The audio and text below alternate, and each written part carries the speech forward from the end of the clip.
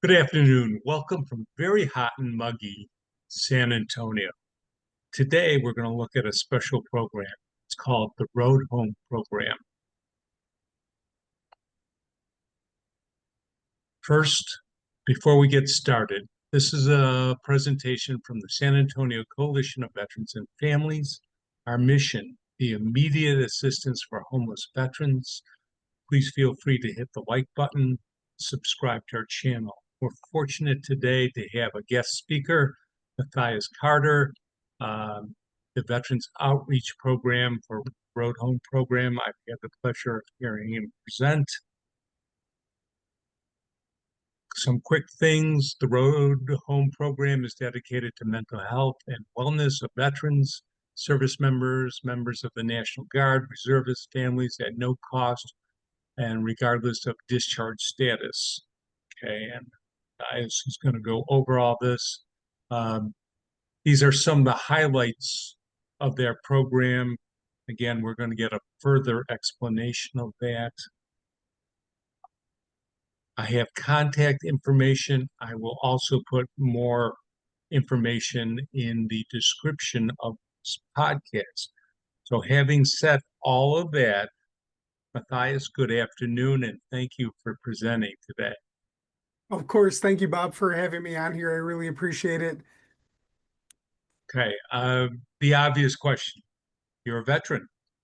Yes, sir. United States Army. I joined the military a month before 9/11 happened, and I ended up crossing over into Iraq for the initial invasion in 2003. So that's where I served and where a lot of my issues stemmed from. And how did you get involved with the Road Home program?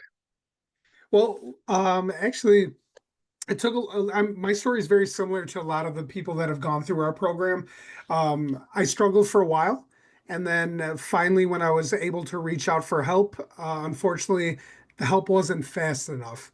I reached out for help, and they were a couple months behind the VA with even having that conversation that I wanted to speak to somebody. And I think we all have had that situation where we're in a place where we don't have 2 or 3 months to wait. And I remember hearing in the back of my mind, I remember hearing a long time ago about the Road Home program. A veteran outreach coordinator came to one of my dinners that I was hosting. At the time, I was working at a nonprofit that helped homeless veterans, and we would host dinners, and we had to have speakers, kind of like you all.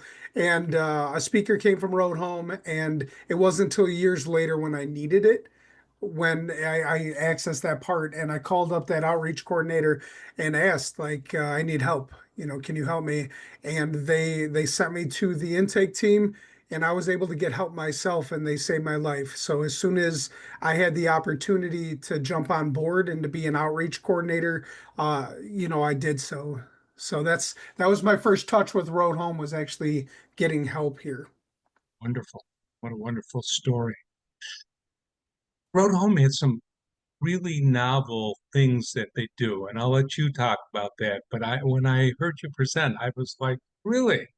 So without further ado, why don't you describe what it is your program's doing? Sure. Yeah, Road Home Program is a national nonprofit, and we help active duty, National Guard, reservists, veterans, as well as family members with the invisible wounds of war in life. PTSD, military sexual trauma, just generalized anxiety and depression. We're able to help veterans and their families, as well as the other service members. We're able to do it at no cost. And so if they don't have insurance, they don't have a way to pay, that's not a barrier to care. And then as well as any discharge status. So a lot of times a dishonorable discharge, a bad conduct, those kind of things will hinder someone from even trying to reach out for help because they probably met that barrier maybe at the VA or some other organization where you have to meet these standards and fit inside a box. We don't care about that. If they served one day in uniform and they're struggling, they're able to reach out for help through us. We're philanthropically funded. So we're able to help. We're able to use our funds from Wounded Warrior Project. They have an area called Warrior Care Network, which will help post 9/11 veterans. But we also use other organizations to help with pre 9/11 veterans as well. So it doesn't matter the age. We have Korean War veterans that finally reach out for Mhm. help, as well as a lot of Vietnam veterans and so forth that also reach out for help. So besides the in-person, and the in-person is an amazing program that we have. It's a very holistic look at mental health. So it's not just sitting in a room and talking for hours. We fly them out from anywhere in the world to Chicago, and for that 2 weeks, they will go over just individual therapy. They go over group classes like mindfulness, which, to be honest, Bob, I didn't even know what mindfulness was when I started. It's one of those buzzwords where you hear it all the time, and I'm like, oh yeah, I know what that means, but I didn't. And so I started working there, and I said, I apologize for my ignorance, but what does mindfulness mean? Because I needed to understand it. We kept saying mindfulness, and the way that they explained it to me was really simple, and it helped. Was that a lot of veterans, a lot of parents, a lot of men, we're always focused on helping everybody else, focused on making sure everyone else is good. But when was the last time when you checked on yourself? When was the last time that you thought about putting that mask on yourself before you put it on someone else, like the plane metaphor, right? And mindfulness just teaches you that you also have value. You also should be taking care of yourself and putting that mask on yourself before you start helping other people. It's almost like how they say you shouldn't pour from an empty cup. And that's what we need to think of as veterans as well. Is, yes, we do a lot for others, but we need to make sure that we're taking care of ourselves as well. But they do mindfulness, they do art therapy. Their art therapy program has to be one of the coolest things that I've seen. And if you don't mind me going into it, I No, want to please. describe it. Yeah. Okay, great, thank you.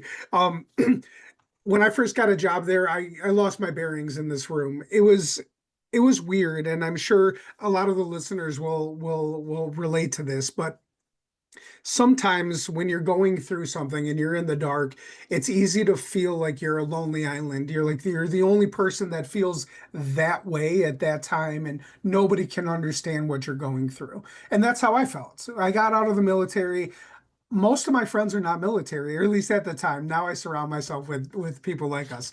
But at that time, I didn't have a lot of people that understood exactly how I felt or what I went through, or my problems. And so it was easy to feel like I was alone and no one else understood what I was going through. When I went to the art therapy program at Road Home, it was almost like walking into a Hallmark, and every single card you pick up explains exactly how you feel inside.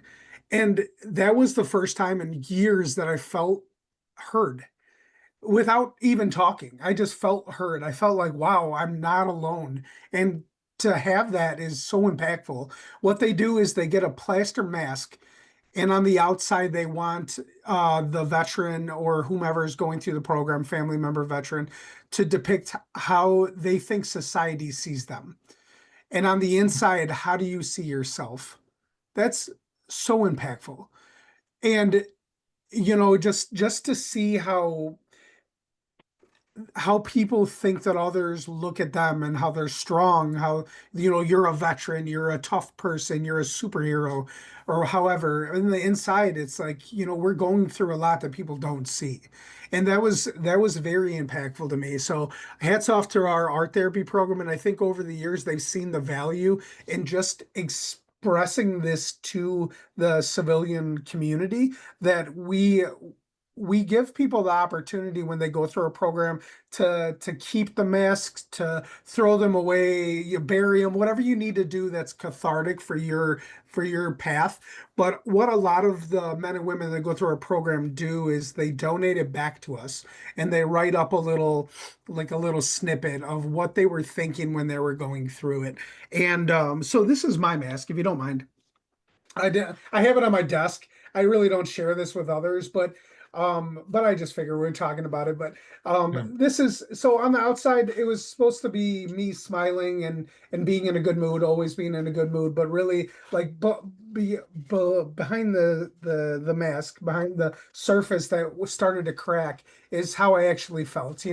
I had all these negative thoughts and a feeling alone, negative self-talk, all these different things that make up PTSD that I didn't even think about. I didn't know what PTSD was until I started going through this program. And I keep it here as a reminder on how far I've gone. And that's why I love doing what I do, because I want people to see that I too struggled. I've gone through my own journey.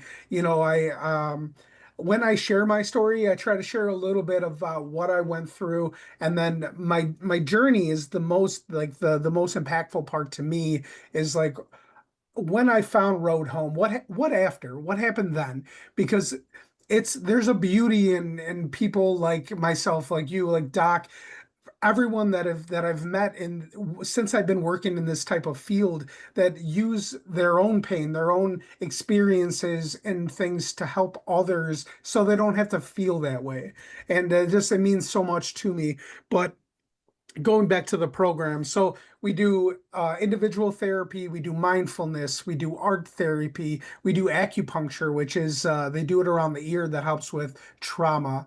They do sleep hygiene. A lot of us, the number one issue that veterans have, that they self-report, is sleep issues. So sleep hygiene helps teach them what to do in order to get restful sleep, different Mm. things to do ahead of time. And then one of my favorite parts besides art therapy is our chaplain. Moral injury is huge. It's a huge factor in a lot of our mental health, especially veterans. I feel like moral injury. I'm going to explain what it is. I'm sure you know what it is, but not everybody. It's kind of like another buzzword where not everyone knows exactly what it is, or maybe they need like to get these dots connected. But for moral injury, I like to use my son as an example, because that's what helps me as a father, is seeing it and being able to explain it. But my son, when he was little, it was around Christmas time, and he accidentally broke something. So he came up to me and he's crying and he's like, "But Daddy, I'm a bad boy." And I'm like, "What? No, you're not." And it's so easy as parents to look at our children and say, "You made a mistake, but you're a good person." But it's so hard to give yourself that same grace, saying that maybe I made a mistake or I did something I'm not proud of when I was younger, and forgiving yourself as an adult. That's what moral injury is. And our chaplain is ex Special Forces.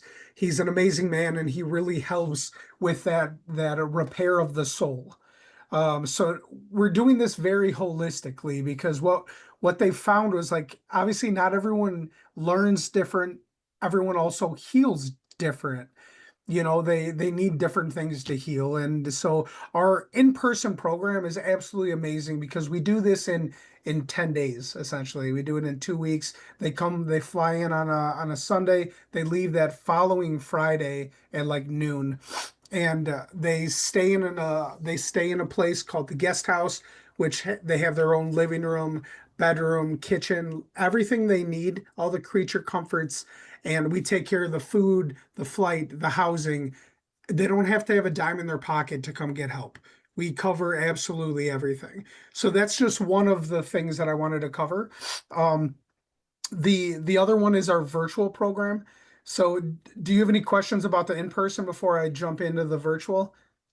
No, I think that you described it well, and it sounds pretty amazing. Awesome, thank you.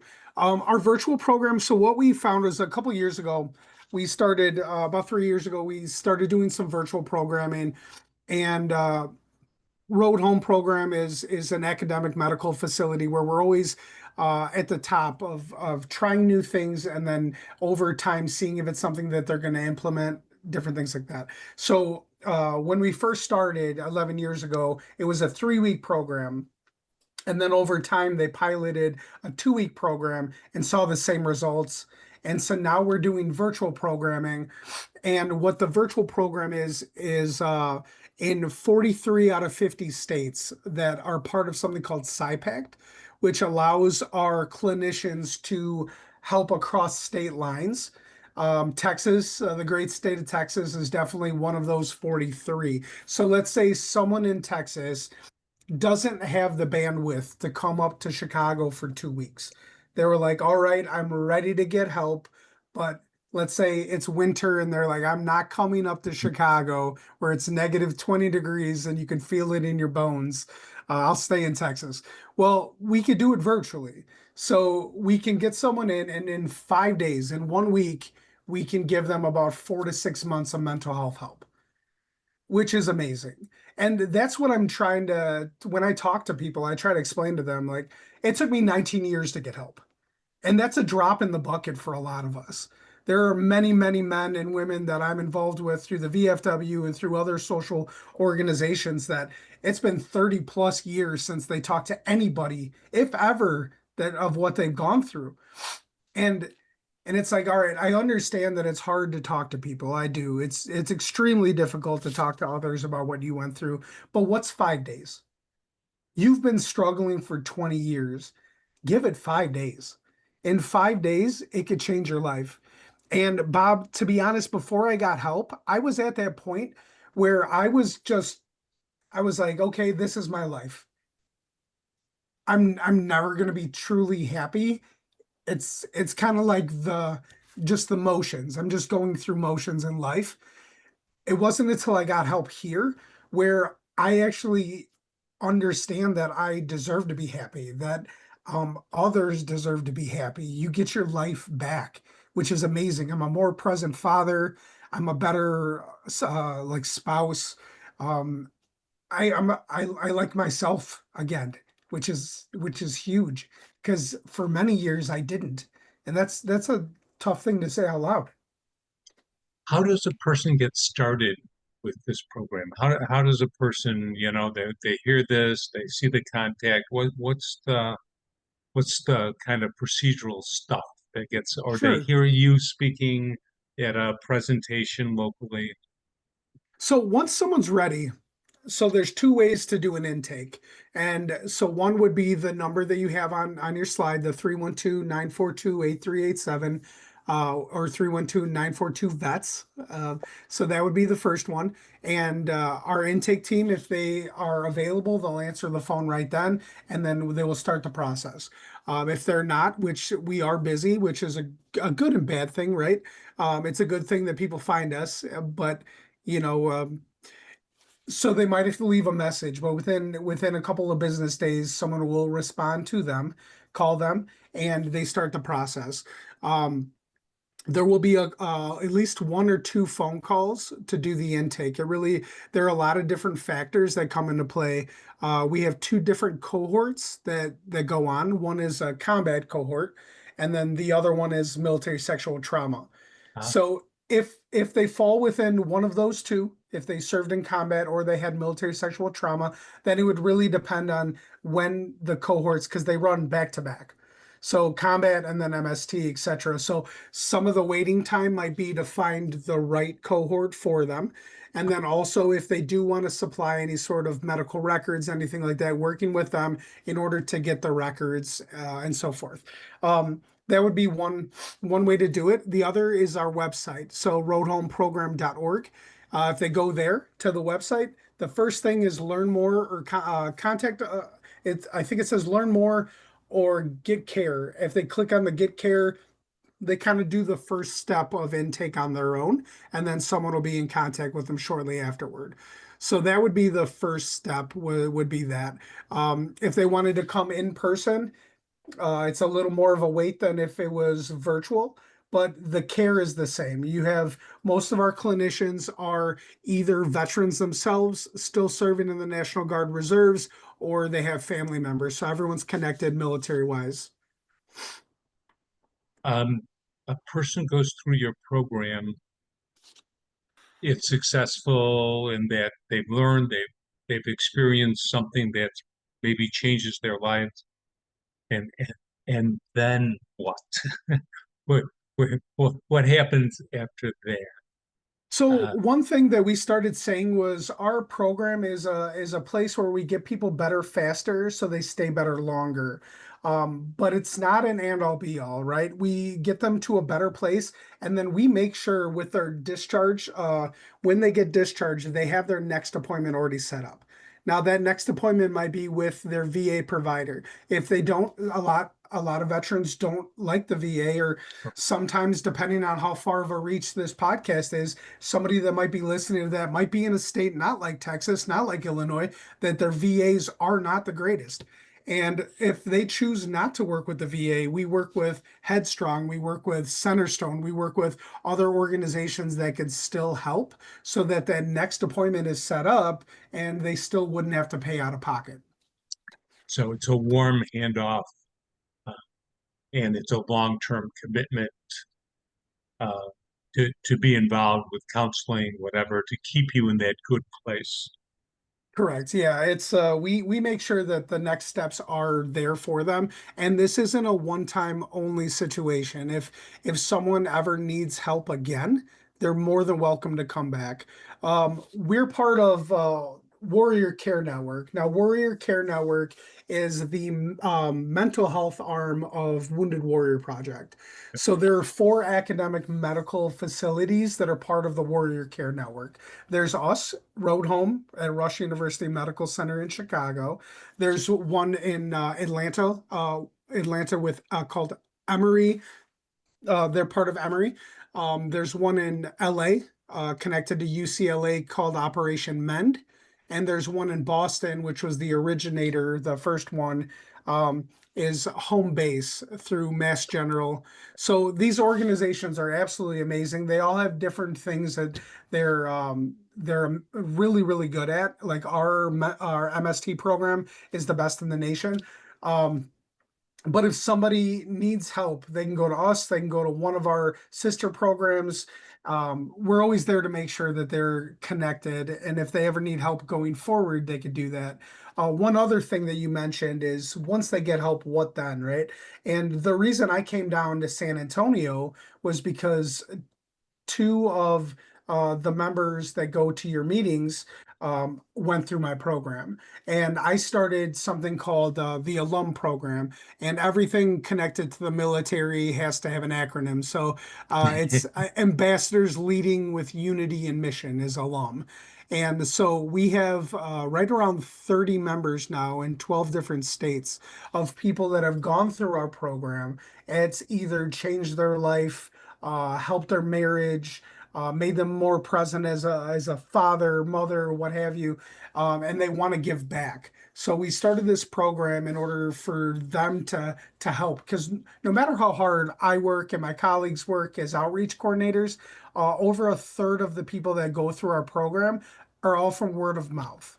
And I think we Sure. know that, right? If something bad happens to a veteran, we definitely put it out. But if something good happens, I would love to think that we put it out more, but we don't. But still, it we do share with each other. And 98% of the people that have gone through our program and completed it want to tell their close family and friends to do the same. And that's an eye opener right there. When you think about talking about the worst time in your life for an extended period of time, for hours a day, and you want someone that you care about to do the same, you could tell that it's a great program and it really changes people. Super. Okay, got a question. Been a long week. You're finally caught up on your paperwork and you've returned your phone calls, and you got a few seconds on a Friday afternoon to just lean back in your chair. What brings a smile to your face? Oh, that sounds like relaxing. I don't think I've relaxed in a very long time, Bob, but especially having little ones. But now that my son's a little older, he last year was the first year he was half an inch taller than the minimum to go on like adult roller coasters. And what I thought was pretty cool, and it was now that watching my son grow, I see modeling firsthand, right? I always heard about it, but I'm very calm on roller coasters. The littlest thing could set me off, but on roller coasters, I'm extremely calm in scarier situations, I guess. But he looks over at me and he sees that I'm calm, and because of that, he's calm. So now at 8 years old, or at 7 years old last year, he rode the world's largest drop for a roller coaster, and it was 181 foot at 97 degrees or something like that. So it was almost like doing a front flip at 181-foot drop. And he was calm and he had his hands up, and adults are coming up and giving him high fives because adults are losing it, saying they don't want to ride the ride. And he's 7 years old and he's doing it because he sees that I'm calm. So that's my favorite. If we have any time off, we drive about 40 minutes to Six Flags, and we go on roller coasters. That's a wonderful story, and it shows that being calm, especially for people with PTSD, that your children are watching you and modeling after you. So it's important to sort of catch your breath, maybe as things are building up, to remember how important it is. Yeah, So coming back from Texas, actually, it was kind of funny. Coming back from Texas, I had the worst flight that I've ever had traveling. It was the most turbulent flight where they didn't even want to bring the carts out for snacks. But he saw that I was calm. My son, it was the first time he was ever in a plane, so he had nothing, no expectations. So he saw that I was calm, and I guess for him, this was the norm. This is what a plane feels like. So we got back, and everyone's asking him how it was, and I'm probably on edge inside. I'm like this because the plane was like that. And he was like, "Oh, it was a great flight." And we had a layover. We were stuck for 6.5 hours in the airport. Just delay of flight, 6.5 hours. And he was calm. He was listening to music, having a good time, but he didn't know any better. So yes, like you said, sometimes without thinking, if we are able to stay calm, our kids see it, and the reverse is true too. So, and in the beginning, that was he was one of the main reasons why I reached out for help. I had a panic attack with him on my shoulders in front of thousands and thousands of people when I was at a hockey game. And I quickly learned that I needed to understand my emotions a little better, and I had to figure out an age appropriate way to explain what I was going through to him. And that's helped a lot, being open. And I think that's a really hard thing for a lot of veterans. Obviously, I have a lot of friends that are vets. And anytime something's brought up where I have some feelings, and if somebody was to ask about it, the typical is, I don't want to talk about it. Push it away like it didn't happen, or ignoring it's the way to go. I lean into it. I let him ask whatever questions he needs. I try to answer to the best of my ability, and I think that open dialogue is really been helpful with his communication skills as well. And it helps me because when you have to, like, not dumb it down, but when you have to figure out what you're going through and to explain it to a little kid, it really gets you thinking about your emotions and stuff too, because you can't just say, hey, use big words either. You have to really explain, like, why am I hyper vigilant? What does that mean? Why am I like that? Trying to get him to understand. So it's been a process, but it's been really helpful with me trying to get others to open up and talk about what they're going through. So you've done a wonderful job explaining the program and giving us some insight to your own experiences. And I want to thank you for that. Anything else you want to share about the program? Yeah, so if anyone's on the fence about it, they can always reach out. I mean, we have a whole team and we have ambassadors in a whole bunch of different areas. I think one of the best things that we can do as ambassadors for anyone that's gone through our program, or for myself and a couple others on my team that have also gotten help at our organizations, is really just being able to explain our experiences, because maybe to clinicians saying that, a drop of the PHQ-9 or what have you is it makes a lot of sense. But from veteran to veteran, what they found was that they veterans open up to each other within 45 minutes, what it might take months to open up to a clinician, right? So we already have, without even knowing each other, we have that kind of in. So if you do go through a program, if it's ours or not ours or anything that I feel like helps you in any way, make sure to share with each other. I think that's why your program and what Doc's doing, and there are organizations like this in other states, and that's what I love seeing is getting a whole bunch of veterans or people in the community that work with veterans or care about veterans or want to learn what they're going through to really encourage them to be part of it and share with each other on things that have worked, things that haven't. And I think the more we get out there and talk about it, the more we don't make mental health a stigma, I think the better it's going to be long term for all of us because everybody needs help. I think we learned that after COVID. Everybody's struggling, It's and true. just be an ear for somebody. Check on Wonderful. your buddies. Yeah. Well, thank you so much. Again, wonderful program. Matt's a good speaker, and Matthias is a good speaker.